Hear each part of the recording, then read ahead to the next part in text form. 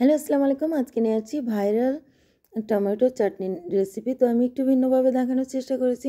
তো প্রথমে নিয়েছি আমি এখানে হাফ কেজি টমেটো। তারপরে এখানে আমি এটাকে প্যানে এইভাবে দিয়ে দিলাম। দিয়ে এখানে সেদ্ধ করে রেখে দেবো একটু তেল দিয়ে।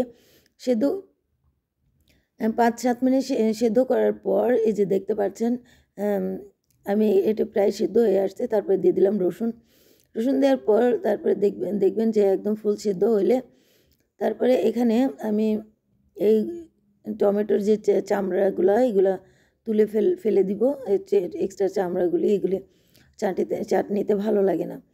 তারপরে এই সবগুলি টমেটো থেকে এই চামড়াগুলি তুলে ফেলে দেব।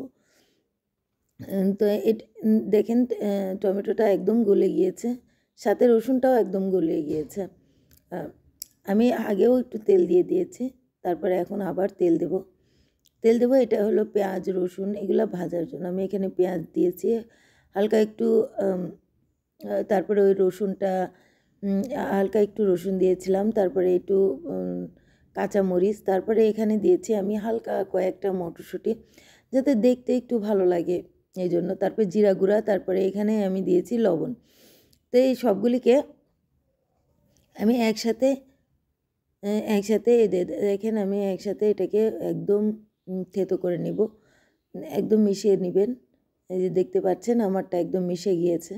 তারপরে এখানে লাস্টে দিয়ে দিব আমি ধনেপাতা। তো হয়ে গেল আমার মজাদার একটা চাটনি। আপনি এটা খেলে আর ভাতের সাথে আর কিছুই লাগবে না। তো কেমন লাগলো আমার এই ভাইরাল টমেটো চাটনি রেসিপি?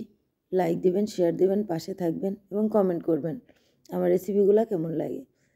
তো এটা ছিল অনেক মজার।